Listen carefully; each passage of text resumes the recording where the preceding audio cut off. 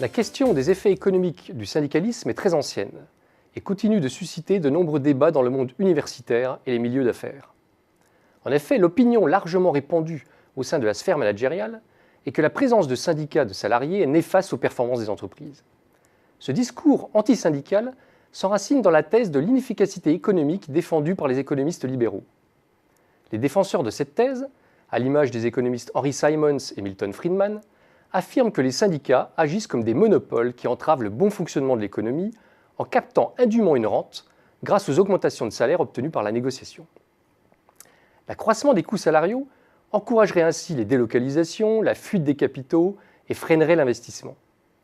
Dans cette perspective, le syndicalisme est naturellement porté aux stratégies contestatrices et aux conflits plutôt qu'au dialogue social constructif.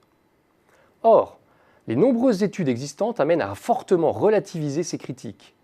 Les résultats empiriques sont beaucoup trop controversés pour souscrire sans discussion à l'approche économique orthodoxe. En France, les rares études existantes ne décèlent aucun effet négatif et significatif de la présence syndicale sur la productivité du travail ou les profits. Comment peut-on alors l'expliquer ?